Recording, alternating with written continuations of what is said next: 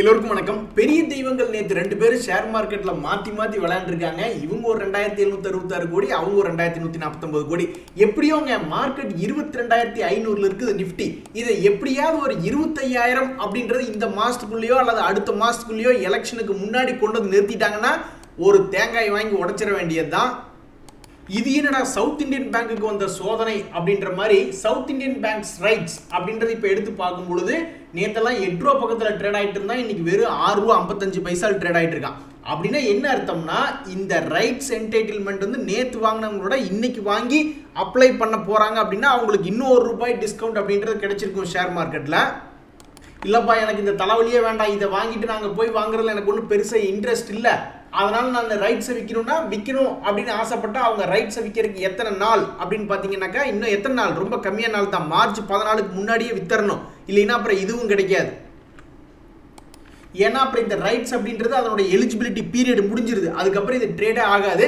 நண்பர்களே, இந்த சமயத்தில் பஜாஜ் ஆட்டோ அப்படின்றதனுடைய பைபேக் வந்து எவ்வளவு சிம்பிள் பாருங்க. இந்த பஜாஜ் ஆட்டோ என்ன சொல்றாங்க, மார்ச் 13க்குள்ள நீங்க யாரெல்லாம் இந்த டெண்டர்ல பார்ட்டிசிபேட் பண்றீங்களோ அவங்க எல்லாம் பண்ணுங்க அப்படின்ட்டு முதல் நாளே போய் பண்ண வேண்டியதான். அது எது கடைசி நாள் வரைக்கும் உட்காந்துருக்கணும்?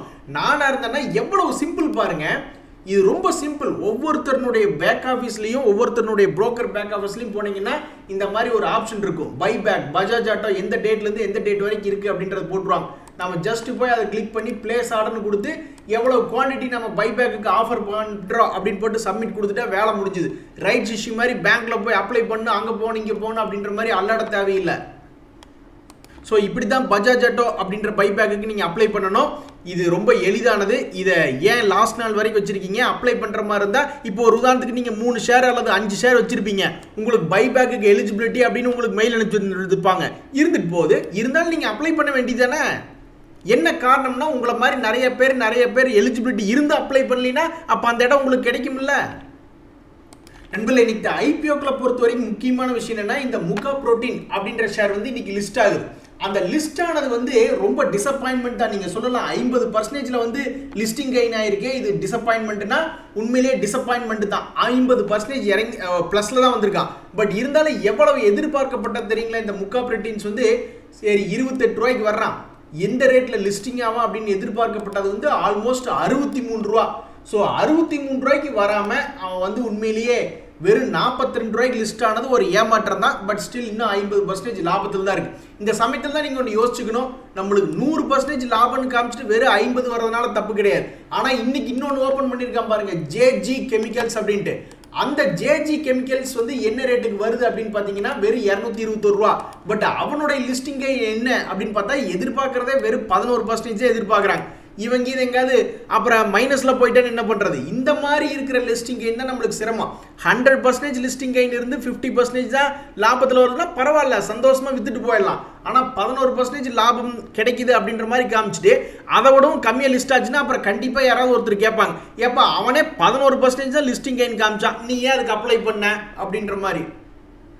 நண்பர்களே, நம்மள நிறைய பேர் 1 லட்சம் நம்ம கையில் இருக்கு, அதை எப்படியாவது 1 கோடியா மாத்தணும் அப்படின்ற மாதிரி யோசிச்சுக்கிட்டே இருப்போம். ஆனா இதுல ஒரு விஷயத்தை கவனிச்சிங்களா, நம்ம எவ்வளவு மணி சேவ் பண்றோம் அப்படின்றது ரொம்ப முக்கியம் தான். பிளஸ் அந்த மணி வளருதா அப்படின்றது முக்கியம் தான். ஆனா எப்படி பார்த்தாலும் நீங்க பணம் போட்டுக்கிட்டே இருந்தீங்கன்னா, மணி சேவ் பண்ணிக்கிட்டே இருந்தீங்கன்னா, மணி வளராம ஒரே இடத்துல இருந்தனாலும் நீங்க அந்த டார்கெட் அப்படின்றத கால அளவுல நீங்க அடைஞ்சிருவீங்க.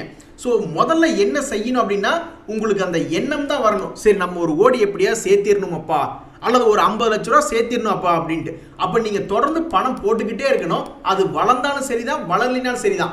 இப்போ எனக்கெல்லாம் நம்பிக்கை இருக்கு, எனக்கு எப்படி பார்த்தாலும் 1 கோடி வந்துடும் அப்படின்ட்டு.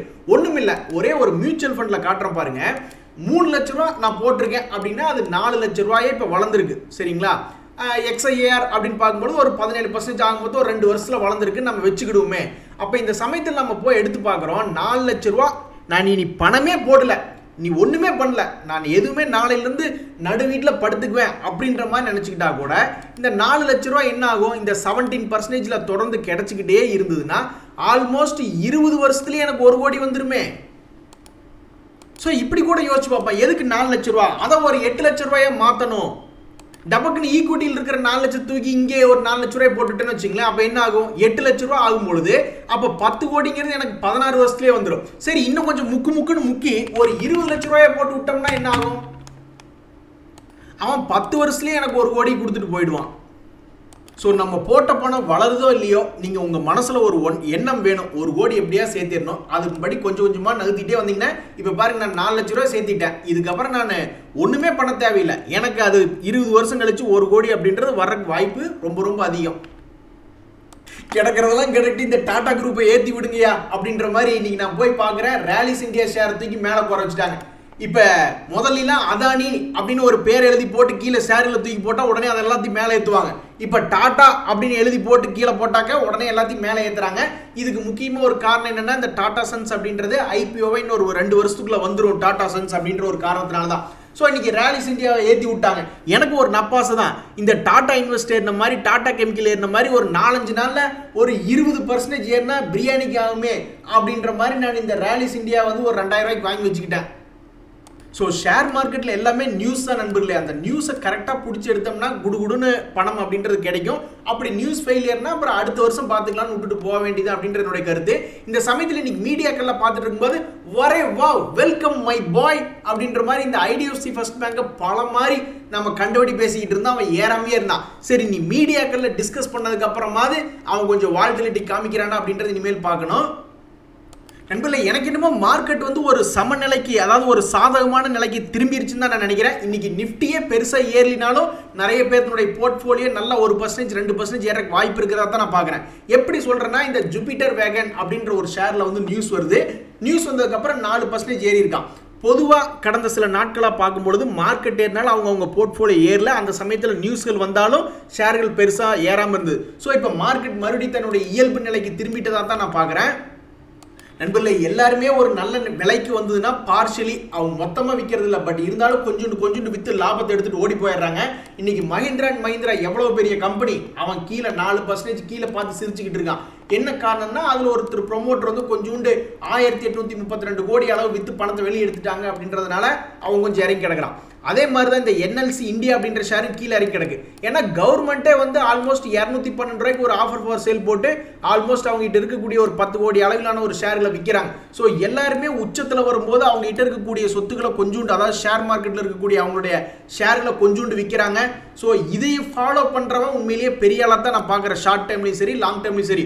1 கோடி போட்டிங்க, இப்போ ஒரு 2 கோடியாக இருக்குன்னா ஒரு 10 லட்சம் 20 லட்சத்துக்கு விற்று லாபத்தை பார்த்துட வேண்டியதானே. நண்பர்களே, சுபக்ஸ் அப்படின்ற ஷேர் வந்து ஃபண்டமெண்டலாக லாபம் நஷ்டம்னு மாறி மாறி நடக்கக்கூடிய கம்பெனியாக இருக்குது. லாபம் நஷ்டம். இந்த சமயத்தில் வந்து இன்னைக்கு இந்த சுபக்ஸ் அப்படின்றது பார்த்தீங்கன்னா 2.5% ஏறி இருக்கான். பட் அவனுடைய லாங் பீரியடில் பார்த்தோம்னா இவெல்லாம் ஒரு 60 ரூபா வரைக்கும் இருக்கக்கூடிய பங்கு தான். அப்போ திடீர்னு என்னைக்காவது ஒரு நாள் இவனுக்கு இப்போ பாருங்க இன்னைக்கு ஏன் ப்ளஸில் வந்திருக்கானே, இவனுக்கு ஏதோ ஒரு ஆர்டர் கிடைச்சிருக்கு அப்படின்ற மாதிரி ஏற்றி விட்டுருக்காங்க. என்னைக்காவது ஒரு நாள் திடீர்னு ஆர்டிஃபிஷியல் இன்டெலிஜென்ஸில் திடீர்னு ஏதாவது ஒரு ரீசனில் ஏதாவது ஒரு பெரிய ஆர்டர் கிடைச்சிருச்சு அப்படின்னு சொல்லிட்டாங்கன்னா இந்த பங்கு என்னைக்கு இருந்தாலும் ஒரு நாள் ஒரு 100 ரூபாய்க்கு வரக்கூடிய பங்காக தான் நான் பார்க்குறேன். ஆனால் இந்த பங்குல என்ன ஒரு பிரச்சனை, மிகப்பெரிய தலைவலி அப்படின்னு பார்த்தீங்கன்னா, இந்த ஸ்டாக் வந்து ஆல்மோஸ்ட் 97% கொண்டு வந்து நம்மளுடைய பப்ளிக் தலையில் கட்டி விட்டாங்க. ஃபுல்லாக பப்ளிக்னுடைய தலைவர் தான் இருக்குது. ஸோ இதில் ஏதாவது ஒரு ப்ரொஃபஷனல்ஸ் ரன் பண்ணுறாங்களா அப்படின்னு பார்த்தா இங்கே ப்ரொஃபஷனல்ஸ்லேயும் ஒருத்தரையும் காணும். எஃப்ஐஸ் ஆகட்டும், டிஐஸ் ஆகட்டும், அல்லது வேறு ஏதாவது ப்ரொஃபஷனல்ஸ் இருக்காங்களான்னு பார்த்தா ப்ரொஃபஷனல்ஸ் இல்லை, ஃபுல்லாகவே பப்ளிக் கையில் தான் இருக்குது. அந்த பப்ளிக்கில் ஏதாவது பெரிய ஆளுங்க நம்மளுக்கு தெரிஞ்ச ஆளுங்க யாராவது இருக்காங்களான்னு பார்த்தா அந்த மாதிரி எதுவும் இல்லை. ஸோ எது எப்படியோ இவன்ட்ட வந்து ஃபண்டமெண்டல் வைஸ் ப்ளஸ் மைனஸ்ன்னு இருக்கா. அதே சமயம் சேல்ஸ் அப்படின்ற பொழுதும் பார்த்துக்கிட்டு இருக்கான். அதே மாதிரி ஒரு நல்ல நியூஸ் வந்ததுன்னா ஏறவும் செய்கிறான். பட் இருந்தாலும் இவனுக்கு ஏதாவது ஒரு நல்ல நியூஸ் வரணும் அப்படிங்கிறத வேண்டி விரும்பி கேட்டுக்கொள்கிறோம். இந்த சமயத்தில் இன்னொரு முக்கியமான நியூஸ் என்னன்னா, ஏஷியன் பெயிண்ட்ஸ் அப்படின்றதுல ஒரு நியூஸ் வருது. அவங்களுக்கு ஒரு ஆர்டர் கிடைச்சிருக்கு குஜராத்தில் அப்படின்ற மாதிரி ஒரு நியூஸ் வருது. இதனால இன்னும் ஒரு 1.5% ஏறி இருக்கான். பட் அந்த 1.5% நல்லகரமாக உதவி செய்யுமா? கடந்த ஒரு வருடத்தில் இப்போ லோ ரேட்டில் இருக்கான். இந்த நியூஸ் இவனை ஒரு நல்லது பண்ணி இந்த நியூஸை பார்த்து ஏகப்பட்ட போர்ட்ஃபோலியோ மேனேஜர்ஸுடைய கண்ணில் இவன் பட்டு ஏகப்பட்ட வழிகளில் இந்த ஷேரில் ஒரு இன்ட்ரெஸ்ட் கிளம்பி ஒரு டிமாண்டு கிளம்பி மறுபடியும் மேல் நோக்கி வந்ததுன்னா ரொம்ப சந்தோஷமாக தான் இருக்கும். அடாடா சாமியும் கூட போகலாங்கிற நேரத்தில் நடுவில் திரை இழுத்து விட்ட மாதிரி இந்த ஐஎஃப்எல் ஃபினான்ஸ் வந்து இன்னைக்கு மறுபடியும் யூட்டர்ன் போட்டு ஏற ஆரம்பிச்சிட்டான். ஆனால் அவனுடைய அப்பர் லோயர் சர்க்கியூட் லிமிட்டை வந்து எக்ஸ்சேஞ்சுகள் மாற்றி விட்டாங்க. 2 நாள் தொடர்ந்து 20-40% இறங்கினா இன்னைக்கு ஏறி இருந்தாக்க மேபி 20% ஏறி இருப்பான். பட் அவனை வெறும் 10% மாற்றி விட்டாங்க. பொதுவாக பேட் நியூஸ்னுடைய இம்பேக்ட் வந்து ஒரு 3 நாள் 4 நாள் நம்ம அப்படின்னு பார்த்துக்கிட்டு இருந்தோம். இவன் 3வது நாள்ல திரும்பி மேலே ஏறி இருக்கான். இந்த ஜிபிடி இன்ஃப்ரா அப்படின்றவன் ஏற்கனவே கூரை பிச்சுக்கிட்டு தான் போயிட்டு இருக்கான். அதுல இன்னைக்கு வேற 6.5% ஏறி இருக்கான். என்ன காரணம்னு கேட்டா 135 கோடி ஆர்டர் கிடைச்சிருக்கு அப்படின்ற மாதிரி ஒரு நியூஸ் பார்த்திருந்தேன். இந்த ஹிந்துஸ்தான் ஏரோநாட்டிக்ஸ் அப்படின்ற கம்பெனி வந்து தொடர்ந்து மேல் நோக்கி போய்கிட்டே தான் இருக்கான். ஆனா கொஞ்சம் கொஞ்சமா போறான். அவனுடைய மேஜிக் நம்பர் கரண்ட் ரேட்ல இருந்து டபக்குன்னு ஒரு 30-40% ஏறுற மாதிரி ஒரு மேஜிக் மட்டும் நடக்க மாட்டேங்குது. பட் இருந்தாலும் கொஞ்சம் கொஞ்சமா மேல் நோக்கி இறக்க இந்த ஹெச்எல் பார்த்துட்டு இருக்கான். பாலைவனத்துக்குள்ள ஒரு சோலைவனம் அப்படின்ற மாதிரி சமீபத்தில் பல புரோக்கரேஜ் கம்பெனிஸ் பல கம்பெனிகளை வந்து ஒரு மாதிரி டவுன் கிரேட் பண்ணிக்கிட்டே இருந்தாங்க. ஆனால் இன்னைக்கு ஒரு நியூஸ் பார்த்தேன். அதுக்கு காரணம் இந்த யூபிஎஸ் அப்படின்ற கம்பெனி வந்து அவங்களுடைய டார்கெட் அப்படின்றது இன்க்ரீஸ் பண்ணியிருக்காங்க இந்த பிஎல் அப்படின்ற ஷேருக்கு. இதனால இந்த ஷேர் இப்போ ஒரு 1.5% மேலே ஏறி ட்ரேட் ஆகிட்டு இருக்கான். இங்கே பாருங்க நண்பர்களே, எப்படி ஃபாரின்காரங்க ப்ராஃபிட் புக் பண்ணி அசால்ட்டாக பணத்தை எவ்வளோ பெரிய பணத்தை தூக்கிட்டு போகிறாங்க அப்படின்னு பாருங்க. அதாவது சுமிட்டோமோ வயரிங் சிஸ்டம் அப்படின்ற ஒரு கம்பெனி மதர்சன் சுமியில் ஆல்மோஸ்ட் 30 கோடிக்கு உண்டான ஷேர்ஸை விற்று 3633 கோடி எடுத்துகிட்டு போகிறாங்க. இதனால் ஏதாவது பெரிய அளவில் இருக்கா பாதிப்பு இறங்கியிருக்கா அப்படின்னு பார்க்குறேன். மதர்சன் சுமி வயரிங் தான் ஒரு 1.5% இறங்கியிருக்கான். பட் மதர்சன் வந்து இன்னும் அப்படியே தான் ஸ்ட்ராங்காக தான் இருக்கான். ஜொமேட்டோலையும் அப்படி தான். ஒரு சிங்கப்பூர் கம்பெனி என்ன பண்ணுறாங்க, 160 ரூபா ரேஞ்சுக்கு அவங்க கிட்ட இருக்கக்கூடிய 2% ஹோல்டிங்கை விற்கிறாங்க.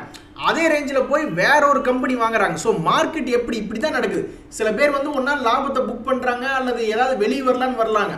அப்படியே அவங்களுக்கு ஆப்போசிட் பார்ட்டி என்ன நினைக்கிறாங்க, இந்த ஷேர் உச்சத்தில் இருந்தாலும் மறுபடியும் அங்கிருந்து கூட மேலே ஏறலாம் அப்படின்ற மாதிரி ஒருத்தர் இறங்க நினச்சி அல்லது போதும் அப்படின்னு நினச்சிட்டு வெளியே போகிறாங்க.